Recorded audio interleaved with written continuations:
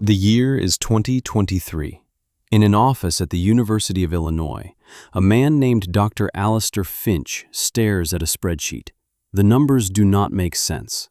He is the lead agronomist for the state's agricultural extension. He has seen every kind of yield report, from massive corporate farms with billion-dollar budgets, from small organic operations, from university test plots, but he has never seen numbers like these. The report is from a mid-sized family farm, Bishop Farms, McLean County, 320 acres of corn and soy. He looks at the column for bushels per acre, 284 for corn.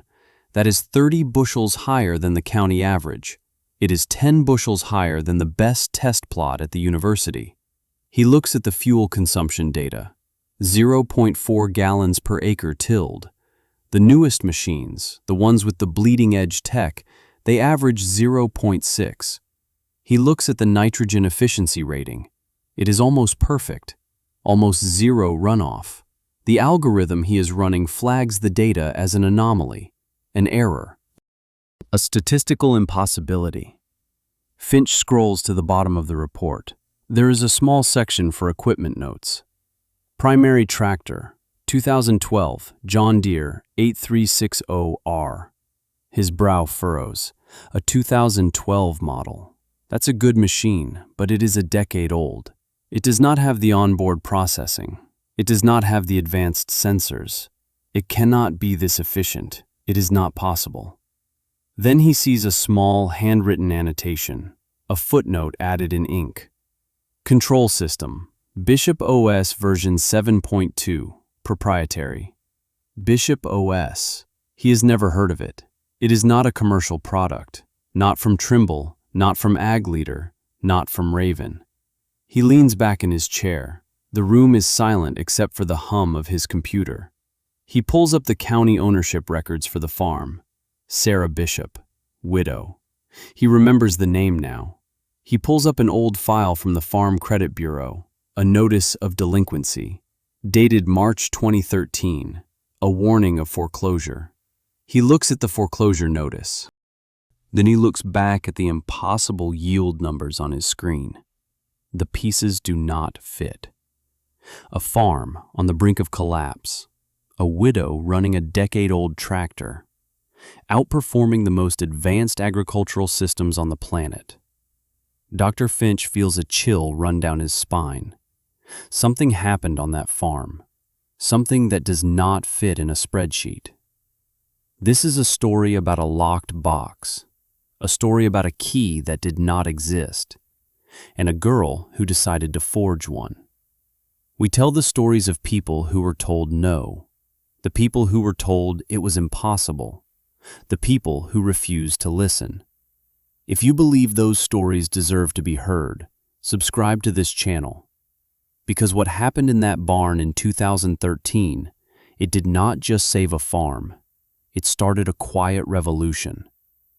Let me tell you about the year 2012. It was a year of hope for the Bishop family, Sarah and her husband Mark. They had just signed the papers, a loan for $280,000. The new tractor sat in their yard, a John Deere 8360R. It was green and massive and smelled of new paint and possibility. It was a monster of a machine, more computer than engine. It cost more than their house. It was a bet, a huge bet on the future. A bet that this technology would let them farm smarter, let them compete with the big operators. Mark was an engineer by training. He had worked for Caterpillar for 10 years before coming home to the farm. He loved the elegance of machinery. He hated black boxes. He was fascinated by the tractor's technology, the GPS auto steer, the variable rate controls. But he was suspicious of the subscriptions, the software locks, the idea that you could own a machine but not control it. He started a journal, a simple spiral notebook. In it, he drew diagrams of the tractor's wiring harnesses. He made notes on the communication protocols. He mapped their fields grid by grid, documenting soil composition, drainage patterns. He had a theory. The tractor's factory settings were generic, made for 1,000 different farms in 1,000 different places. But if he could just get access to the code, if he could just tweak the parameters, he could make it perfect for their land. His notes were meticulous. His handwriting was precise. "The dirt is enough," he used to tell Sarah. "The answers are all in the dirt. We just have to be smart enough to listen." Then came October. The harvest was half done. Mark was in the field. A heart attack, sudden, final. He was 42 years old. Sarah was left alone, with the grief. A grief so large it felt like it had its own gravity. And she was left with the debt.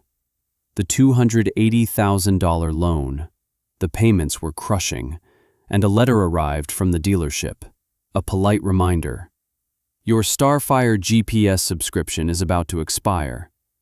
The annual fee was $4,000, money they did not have, even when Mark was alive. Without that subscription, the autosteer would not work. The precision mapping would be disabled. The tractor would be just a tractor, a powerful, expensive, dumb machine. And Sarah knew she could not run the farm without it, not alone. She drove to the dealership the next morning. The service bay smelled of grease and new tires. It was a clean, organized place, a place of competence. Frank Miller's office was just off the main floor. He was the service manager, had been for 30 years. He was a good man, a pillar of the community. He sat on the church board. He coached Little League for 2 decades. He had coached Mark. He knew Sarah's father. His handshake was firm. His eyes were kind. He listened patiently as Sarah explained her situation. She did not ask for a handout. She was not asking for charity. She was asking for options. "Can you just turn off the subscription features? Make it a simpler machine. I don't need all the bells and whistles. I just need it to run." Or maybe, she asked, her voice quiet, "Could you unlock the diagnostic tools? My neighbor is a good mechanic. He thinks he could bypass the GPS module." Frank leaned back in his chair. He steepled his fingers. He had a kind, patient smile, the kind of smile that made you trust him. "Sarah," he said softly, "I understand, I really do, but I can't do that. It's not that I won't, it's that I can't." He explained it to her like a father explaining something to a child. The software is all integrated. The GPS talks to the engine controller. The engine controller talks to the transmission. It's a web. If you turn one thing off, you risk unpredictable results. You could damage the engine timing. You could put the transmission into limp mode. It's for your own protection, you see. He was so reasonable. His voice was so calm. He said it protects the warranty. It protects the resale value. "Sarah, I have been doing this for 30 years. I have seen people try to tinker with these machines. Good people, smart people. They end up with a $250,000 paperweight in their barn. I am not going to be the man who lets that happen to Mark's family." He believed every word he was saying. He was not being cruel. He was not being greedy. He was being certain. Certain that he knew best. Certain that he was protecting her from herself. He turned his computer monitor toward her. "I tell you what I can do. To get you through the harvest, the company offers a one-time temporary hardship activation. It will unlock all the features for 90 days. That will give you time to get your feet under you." He pointed to the screen. The number glowed in green text. $8,400. Sarah stared at the number. It was more money than she had in the world. She felt something then. Not anger, not contempt. Something softer and, in some ways, worse. It was the quiet devastation of being told you are incapable, for your own good. She stood up. "Thank you for your time, Frank." She walked out of the dealership. The smell of new rubber seemed to mock her. The kindness in Frank's eyes was the cruelest part of all. It could not be fought with anger. It could only be disproven. And that would take a long, long time. The drive home was 5 miles. It felt like 100. The silence in the truck was a physical thing, a weight on her chest. She parked in the yard and just sat there, looking at the big green tractor. It looked like a monument to a terrible mistake. She went inside. The quote from the dealership sat on the kitchen table, a single piece of paper that felt like a judgment. Her daughter, Maya, came downstairs. She was 16, quiet, an observer. She spent her time taking apart old computers, learning to code from websites. She saw the look on her mother's face. "What's wrong, Mom?" Sarah explained. The subscription, the software lock, Frank's kind refusal, the $8,400 price tag for a temporary key. Maya did not say anything. She walked over to the bookshelf. She pulled down one of her father's notebooks, the one with the tractor diagrams. She flipped through the pages, Mark's precise handwriting, his theories about the CAN bus network, his frustration with the locked-down system. He had written in the margin of one page, "They treat us like tenants on our own land." Maya closed the notebook. She looked at her mom. Then she walked to the closet and pulled out a dusty canvas bag. Inside was an old laptop, a Dell Latitude D630 from 2008. She had bought it at a garage sale for $20. Its battery was dead. It had to be plugged in to work. She took the laptop. She took her father's notebook, and she walked out to the barn. The sun was setting. The big green tractor sat silent in the dim light, a sleeping giant, chained by a million lines of code. Sarah watched her daughter go. She did not know what Maya was planning. She did not know the first thing about code or computer networks. But as Maya walked across the yard, in the fading light, Sarah saw something in her daughter's posture, the same look of quiet, focused determination she had seen in her husband 1,000 times. The look of an engineer who has found a problem that needs solving. Sarah went back inside. She made a pot of coffee, and for the first time in weeks, she felt a flicker of something that was not despair. What followed was not a miracle. It was work. Hard, tedious, frustrating work. Maya was not a super hacker from a movie. She was a 16-year-old girl with a cheap laptop and a notebook full of her dead father's theories. She started by searching online.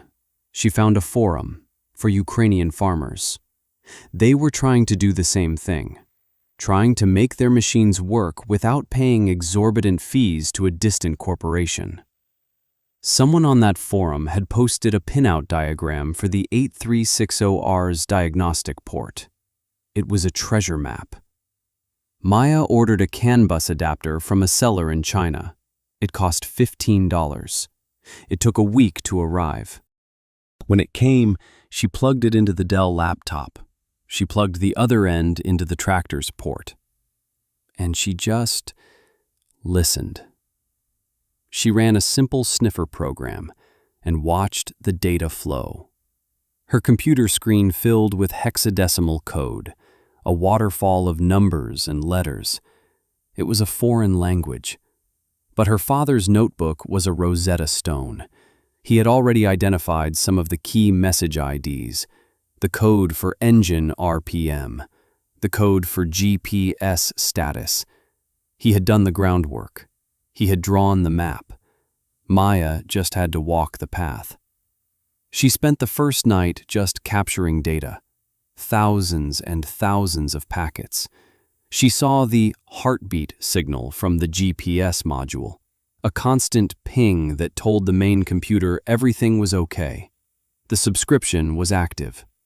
She tried to replicate it.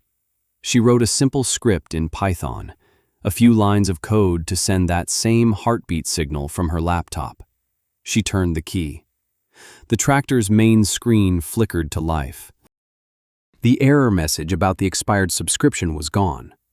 The auto steer icon lit up green. For a second.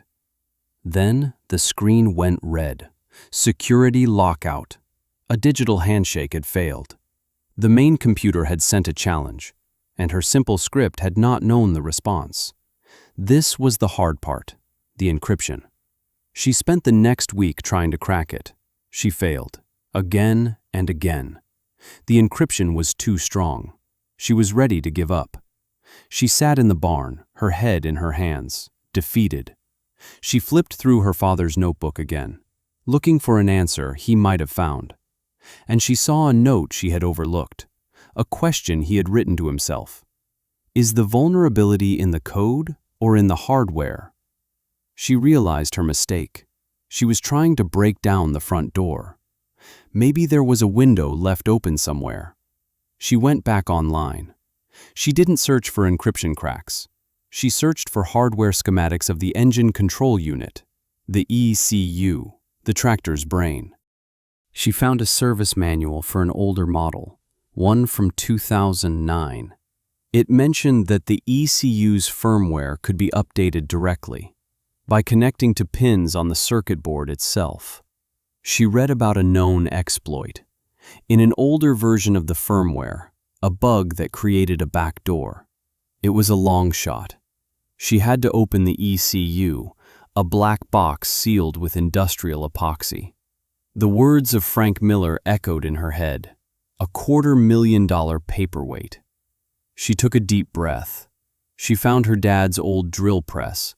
She measured carefully, and she drilled a small hole in the corner of the black box, just like a diagram in her father's notes had speculated you could. Inside, she saw the green of the circuit board. She used a dental pick to carefully expose the connection points. This was the point of no return. She soldered a few small wires to the board, connected them to her laptop, and she held her breath. She flashed the old vulnerable firmware onto the chip. The progress bar on her laptop screen moved with agonizing slowness. Then, it was done. She now had root access. She was inside. She could have stopped there. She could have just re-enabled the GPS, spoofed the subscription signal. That would have been enough. But as she looked through the code, the real code that ran the machine, she saw what her father had suspected all along. The inefficiency, the one-size-fits-all fuel maps, the conservative torque settings, the generic algorithms that were designed for Iowa and Kansas and Brazil, but not for their 320 acres in McLean County, Illinois. She saw her father's soil maps, his yield data from previous years, and she started to write new code. Not just a patch, a whole new operating system, Bishop OS. She created an algorithm that did something radical. It used the GPS data not just for steering, but for performance.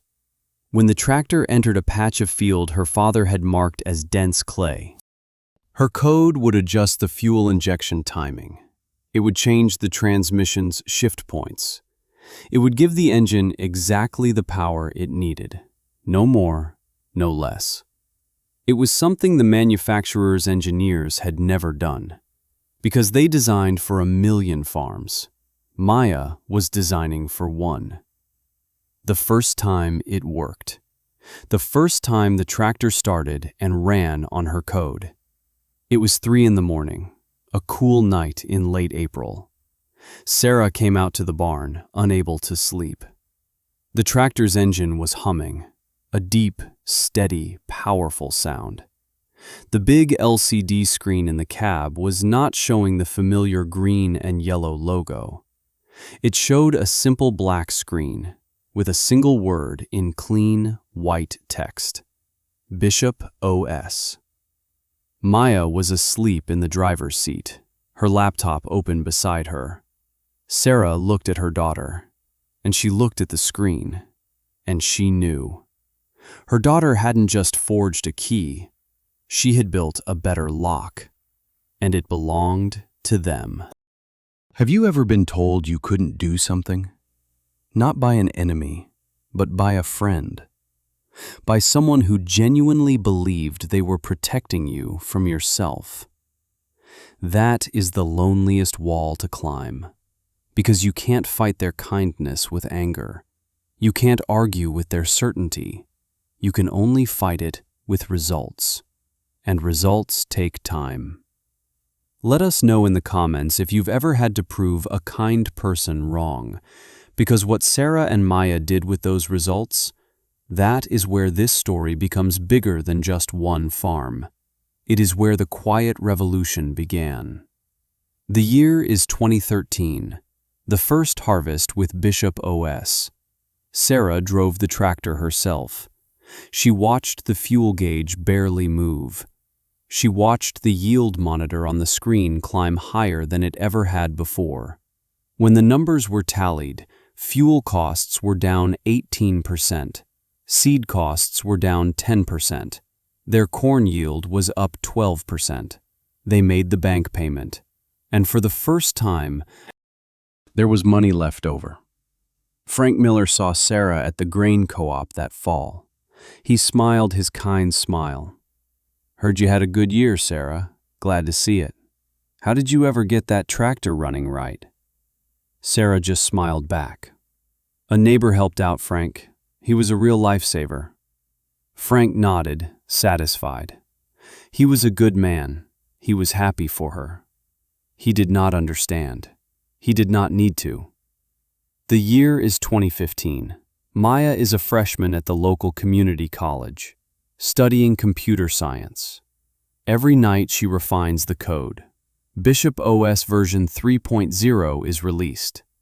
It now integrates with weather data. It adjusts planting depth based on soil moisture forecasts. That year, Bishop Farms buys the 80 acres to the north, the land that bordered their farm, the land Mark had always wanted. They paid cash. The year is 2017. A neighbor, Tom, has his subscription lapse on his Case IH tractor, right in the middle of planting. The dealership tells him it will be a week to get a tech out. He is desperate. He comes to Sarah.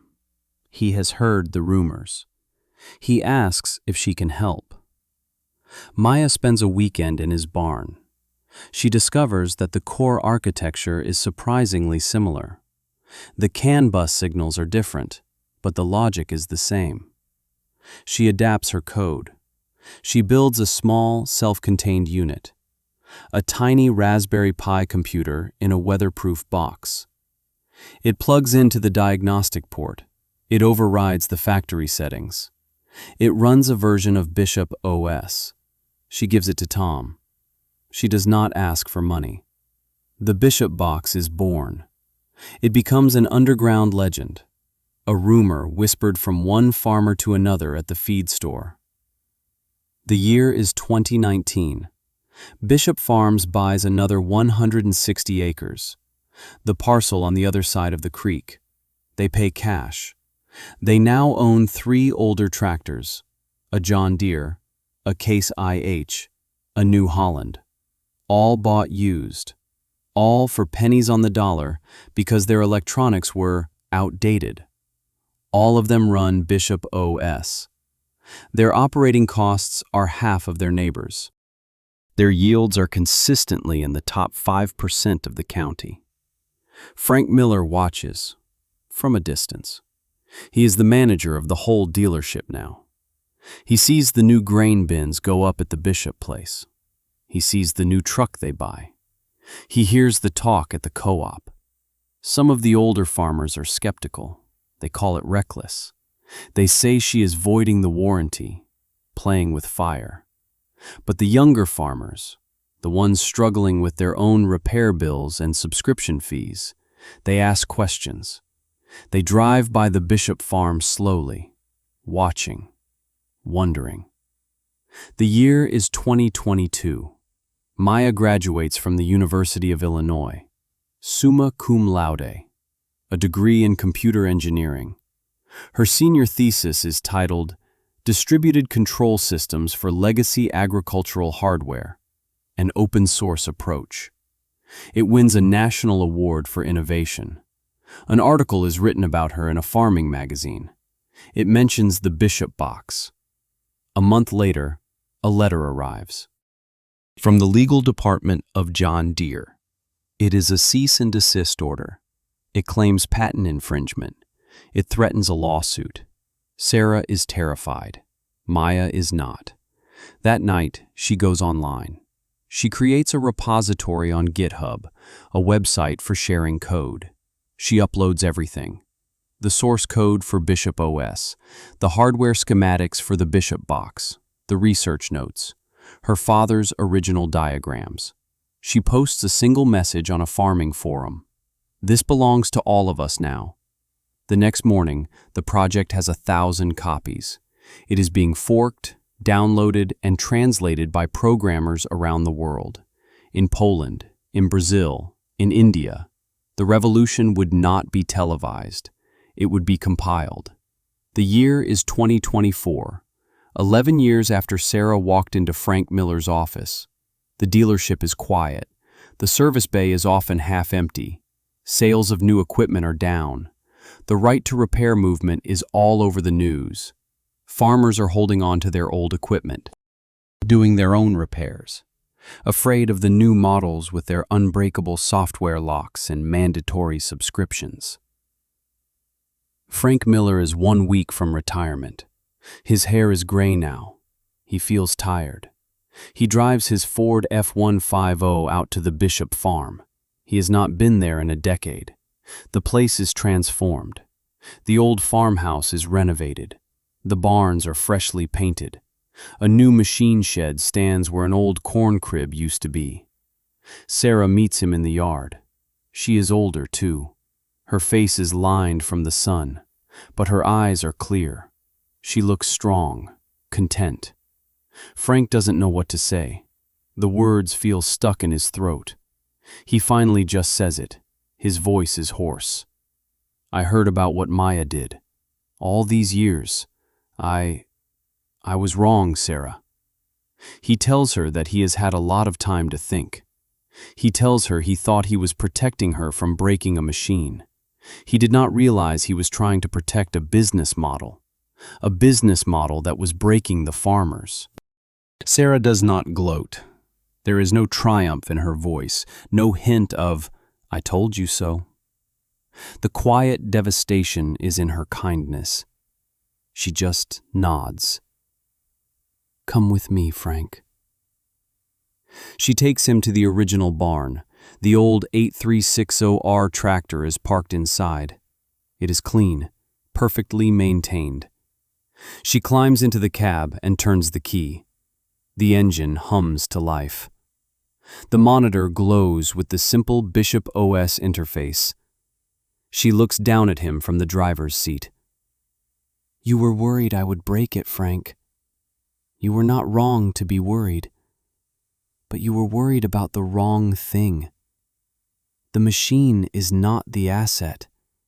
The land is. The knowledge of the land is. The freedom to use your own property as you see fit. That is the asset. You quoted me $8,400 to rent my own tractor for a season.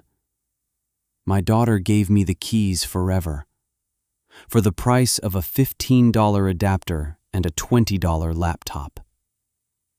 Frank just stands there on the concrete floor of the barn. He looks up at the woman he tried to protect, and he feels the full weight of a decade of being wrong, for all the right reasons. Maya Bishop did not go to MIT. They offered her a full scholarship. She turned it down. She did not go to Stanford or Carnegie Mellon. She came home. She used the prize money from her thesis award, and she started the Open Agriculture Foundation, a non-profit organization, based in a small rented office space on Main Street, right there in her hometown. They do not just write code. They design hardware. Simple, rugged, open-source controllers that can be built with off-the-shelf parts, that can be repaired with a soldering iron and a screwdriver. They run workshops on weekends, in their barn, teaching local farmers how to build their own Bishop boxes, how to diagnose their own engine problems, how to take back control. The foundation is not funded by venture capital or corporate grants. It is funded by thousands of small donations from farmers all over the world. A single dollar from a farmer in Brazil, €5 from a vineyard owner in Italy, $10 from a wheat farmer in Nebraska who was just quoted $12,000 for a software update. Sarah still runs the farm. It is bigger now, but she still drives the old 8360R. The farm has become the official testbed for the foundation, a place to experiment with new ideas. Small autonomous electric tractors built from wheelchair motors, drone-based soil mapping using cheap cameras, an open-source weather monitoring network. The community split, the one between the doubters and the believers, it healed. The same old farmers who called Sarah reckless, they now bring their grandchildren to the foundation's Saturday coding camps. The local high school has a new robotics club. They build agricultural technology prototypes, and they compete at the state level. Their advisor is a retired dealership service manager named Frank Miller. In the McLean County Agricultural Museum, there is a new exhibit. It is not a giant steam engine or a vintage plow. It is a small glass case, climate-controlled, under a soft spotlight. Inside, sitting on a piece of black velvet, there is a laptop, a Dell Latitude D630 from 2008. The plastic casing is scratched. The F5 key is missing. A small silver plaque is mounted beneath it. It does not mention John Deere. It does not mention the $8,400 quote. It says something simple. The laptop that harvested a revolution, 2013. Sometimes, Sarah goes to the museum on a quiet afternoon. She stands in front of that case. She puts her hand on the cool glass, and she remembers the profound desperation of that day, the weight of that debt, the kindness of the man who told her no. And then she remembers the sound from the barn late that night, the quiet, steady click-clack of a cheap keyboard, the sound of her daughter forging a key, the sound of a lock that was never meant to be opened, coming undone. The most dangerous limitation is the one imposed by someone who genuinely believes they are protecting you. Certainty is a cage built with the kindest of intentions. Sarah and Maya were not just fighting a company, they were fighting an idea. The idea that you are not capable of understanding your own tools. The idea that you need to be protected from your own property. The idea that your freedom is a liability. Right now, somewhere in the world, someone is being told they can't. They are being given a patient, reasonable, logical explanation for why they should stop trying. If this story reminded you of someone who refused to stop, share it with them. If you believe these stories of quiet, stubborn persistence need to be told, subscribe to this channel and tell us in the comments, who was the person who believed in you when all the experts told you no?